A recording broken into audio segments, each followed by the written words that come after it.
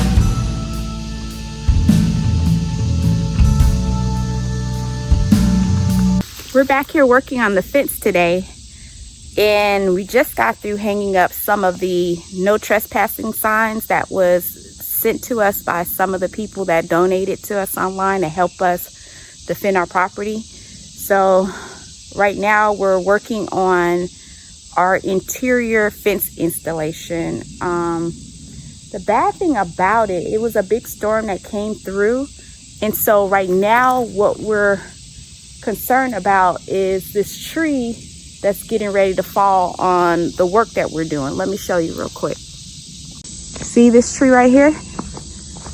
It's starting to lean.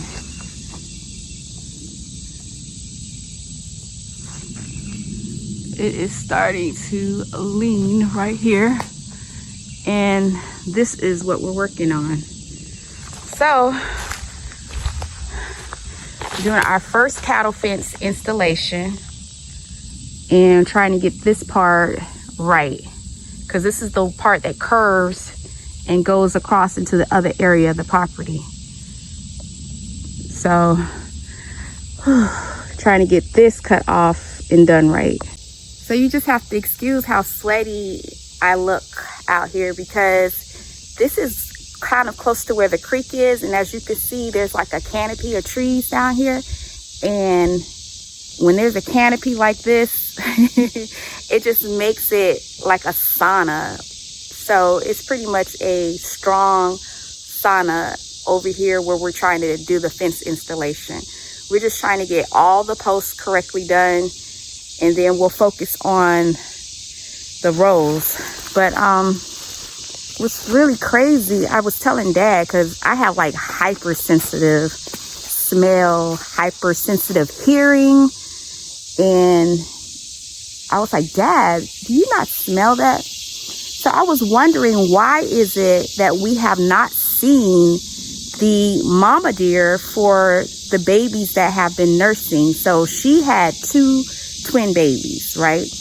And they've been now for like the past 2 or 3 days, have been just kind of like out here by themselves. I haven't seen them with their mom in such a long time. So I was telling Dad, oh no, I smell something, and I hope that's not the mama deer, because we actually haven't seen her on camera in just a long time. We haven't seen her in person, and she's really, really friendly. So while Dad was kind of like walking around the creek, and, you know, he likes to get rid of things that are not ferns. So any kind of weeds that's around the creek, he likes to make sure that the creek is just nothing but fern. So while he was walking, guess what he found?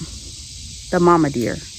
Yeah, I was wondering why the 2 baby deers was like running rampantly around the property, all over the property. Yeah. And I couldn't find out when I went down in the area to clean out the screen in other parts of the property down there. I smelled a stink. Couldn't find out it was the mother deer.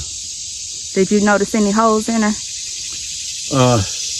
The maggots had you know, the maggots had got to her. It started decomposing, you know. Oh man. But okay. We seen that. Don't forget now. We seen the deer on the video. Every night. You know. Right. And something happened. You know what I'm saying? Yeah. We always find something dead on the property. Turkey. You know. It's a whole lot of BS. You know what I'm saying? Yeah. But that ain't gonna stop our progress. Okay? Right. Okay. Yep. Here it is. Dad said that it was full, you know, still intact a couple of days ago, but she's pretty much gone now. I think hunting can be like the worst time in America, in the United States of America, because some of these hunters are not like the legitimate ones, like the ones that respect property rights and boundaries. I don't really think she was sick, because she was just like running around. She's super sweet. She was super sweet. And she was running around. She was breastfeeding her babies. And, you know, always this mess going on. But, yep. What happens on this property is that we have a lot of scavenger type of animals. So be it the raccoons, the possums, whatever else, something fed off of her and finished her off. So another thing is, you know, what we've been seeing in Georgia, which has been interesting, because we've had a lot of like plants that polluted the environment. So I'm kind of glad that her carcass has been eaten up, because there's other times that you come across deer, like when we're traveling on the roads, and the animals will not, like the scavenger animals, will not eat the deer. Because I think that some of the environments, especially in the northern part of Georgia, has a lot of pollutants, and the animals are aware. So like the raccoons, the what I call chicken hawks, vultures, they're aware that something is wrong with the carcasses of some of these deers, because they're not eating them. But at least this one, I know that it's trapped down there inside of the creek, but at least it's like almost completely decomposed. So actually that's a good thing, you know. I hated that it's down in there, but at least it's decomposed. Let me go back and check on Dad. Dad, I saw the carcass and it's just nothing but bones now. Oh man, it was just 2 days ago. 2 days ago? Yeah, everything was intact, you know. Okay. Okay, and then a day before that, we seen the same deer running wild on the camera all over the property. Yeah. So between the animals and the decaying process, I guess that's what happened, you know. Yeah, I was telling them about the other deers that we have seen, like in northern part of Georgia, how they're not being eaten. Oh yeah. You noticed that when I first came up here 2 years ago, I noticed that when the road kills, you know, the deers on the side of the road, the buzzards and the other animals won't touch them. But now I see they're beginning to touch them now.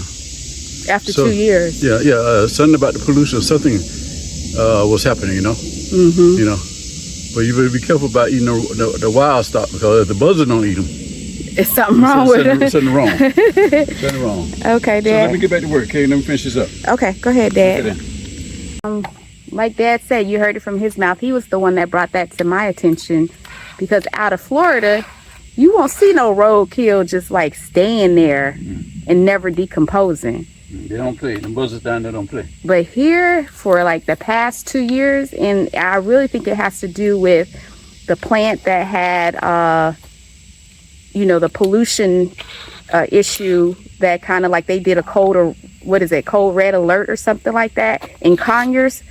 That plant, and then also what's been going on in North Georgia. There's been a lot of like toxins that have crept into the environment. So yeah, I think that has a lot to do with why the roadkill wasn't being eaten.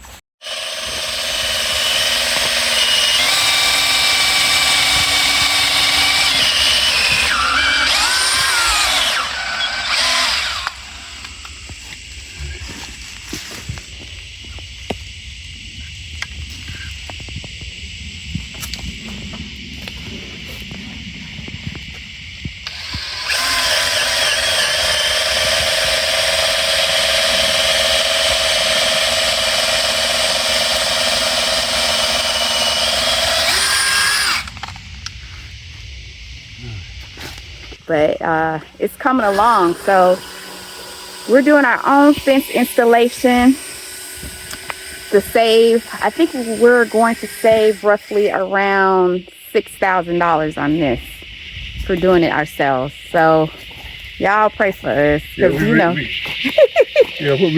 we're doing, we reinforcing the corners of the fence. We reinforcing that. So when we get ready to pull the wire, we won't have no problem with the posts collapsing. Yeah. Yeah, you're going to have to speak louder because of the cicadas or whatever they call it in the background. It's so loud. Oh, man. Go ahead, Dad. What you say? I'm finally got used to them. Yeah. I said, what we're doing, we're reinforcing the corners. So when we get ready to come along and pull the wire tight, we won't have them collapse with the fence posts. So we're getting that out of the way. Yeah. So, like I said, another DIY. We're learning to do it ourselves to save money, because, like I said, it gets really expensive out here, especially when they know that you're pretty new to the area. You don't get the same quotes as everybody else. They actually price you a little bit higher. So it's kind of good that we're learning to do a lot of this stuff on our own, because, like I said, we'll be saving $6,000 on this installation. We already got the rolls. We desperately need this interior fence. And yeah, it's coming along. It's coming along. So we'll show you after it's done in another video. Not right now. We'll show you in the next one.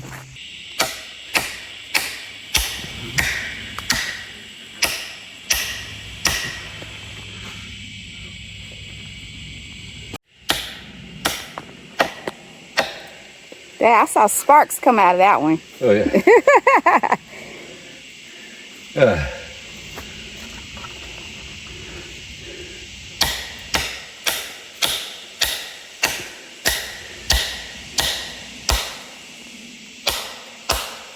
Get that out of the way. That's the first one, Dad. Now you got like 3 more to go. Yeah, 1, 2, 3 Yeah, more to go. Right 3 more to go. So as you saw, Dad drilled the hole first, and then he's now putting the different long nails in it. The nails that we're using are the 12-inch nails. These are what they look like. I can take them all the way out for you.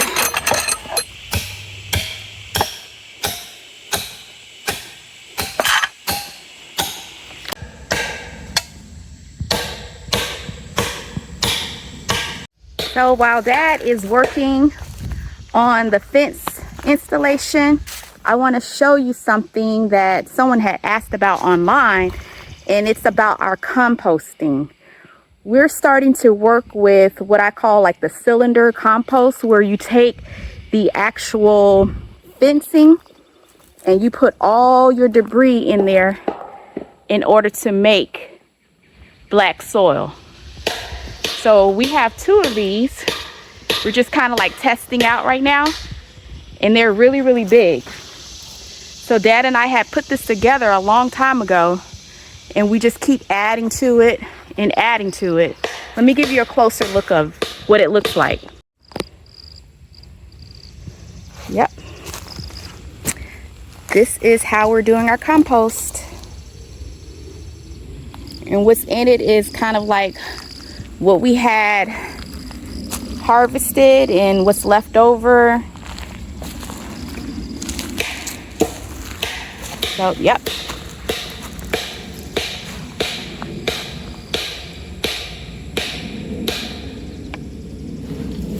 We should have got some more of these pods and seeds. Yep. Should have, but these are the old Spanish radish. That's the residuals of it. But yeah, we put it in there, and that's how we're doing our compost. We had a small composter that we were utilizing for our compost, and then we just realized we had to go bigger. So we just decided on using the cylinders that's in the background. Someone had asked about it online, and just wanted to show you that real quick. It's made out of welded wire for fencing. It's kind of like fence wire. So yeah, Dad just finished a portion of the fence that we need done prior to setting up the welded, or is it welded? The welded wire across. So at least we got that done today. But I want to go back to a discussion about the deer. You know, the hunters in this area are really, really bad and irresponsible. The ones that really, I don't know why they do it, but there's like a hunting reserve across the street, and they can easily just rent a portion of the land that's over there, but they just prefer to trespass. So, but even though we're having that kind of an issue and the deer is pretty much decomposed, like Dad said, it's a good thing, because in other areas, the deer are not decomposing. And it's been a while, because we'll see carcasses everywhere. And that's because there's issues in parts of Georgia where a lot of these plants were irresponsible, a lot of these corporations. And what they did was allow pollutants to come into the environment and completely kind of like mess up like a lot of counties. So Rockdale County is one of the counties that you should have on your list to not buy right now at this time. In our opinion, this is just our opinion, that you should not purchase over in Conyers, Georgia, Rockdale County. And then I don't know the county that's up north, but you have to do your own investigation. Is it over there by Rome? I think it's by Rome, Georgia. Yeah. I'm not sure. Yeah. But you have to do your own investigation, because we're seeing a lot of those houses that are in the area where the pollution took place, where the plant failure took place. We're seeing a lot of those houses on the market for sale. And a lot of you that I noticed that said that you're looking for agricultural land, you're not from Georgia, so you don't know what took place. And so you're going to end up buying property and, you know, trying to plant and do some agricultural work. And we are concerned that you might buy in those particular areas and you can get sick, because we don't know how long it's going to take for the land to rejuvenate. to get rid of all those toxins. Like you can see it in the deer population. Like Dad said, what'd you say about the vultures? Look at I'm from Dade County, and I noticed Monroe County, Collier County, and Dade County. Okay, like sometimes I took a trip down to the Keys, right? And on the side of the road, somebody ran over a deer, or maybe a coon or a possum. The vultures, I mean, it'd be so many vultures on the carcass, you know. And the same thing from leaving from Dade County and headed on Route 41 or 27, going towards Collier County. And if you see something dead on the ground, the vultures got them, the wild animal got them, the gators got them, you know. But up here, I noticed that when I first came up here, I used to see a whole lot of roadkill and no deep, I mean, you know, no maggots, no buzzard, no kind of bird, you know, eating the carcass, you know. But just starting this year, they started to do it. But it took 2 years for the buzzard to start eating the dead animal. So something is wrong. Mm-hmm. And you can still see carcasses though. And I have, you know, I'm an extreme extrovert. I like to talk to different people. And the majority of people, contractors that come on my property, they got illness, you know, either cancer, something wrong with them, you know. Mm-hmm. And they cannot relate it to the eating the animals, you know. So I told a couple of contractors I wouldn't, if it was like eating deer meat, you know, I would stay away from that, you know, from what I done seen, you know. That's my opinion, you know, y'all can do what y'all want to do, but I done seen too many dead animals on the side of the road where the buzzards and the crows and different animals won't touch them, you know. So if you go into a county, do your investigation not only from a professional level, go to the churches, go on the corner stores, go to, you know, different individuals that you might know in the area to ask about the pollution, you know. Just don't go for these the okadoke deals. You think you got a gold mine and come to find out you got a headache, you know, bought some property that you can't get rid of. Yeah, so we wanted to talk to you about that because, like I said, a lot of you online said that you are interested in farming and finding some property that you can either do a homestead with or either start a farm with. And I just want you to be very careful. To me, Rockdale County is off the list for a while, in my opinion. I wouldn't even consider it. And then there's certain counties up north that you might need to investigate because people are now offloading what I say they're junk properties that you know that they don't want because of the pollution in the area, and because you're not from this area, you're not from Georgia, you're not aware that people are offloading something that can be a hazard to you and your family later on. Yeah, but I explained about the inspection. It's very, very important when you buy property. You have to have the property inspected too, along with that. Yeah, definitely. You have to have the property inspected. Do soil testing if you want to. I think that there's a couple of places with the extension office that will do it for free. And if you can't get it for free, it's like cheap to just get a soil test done.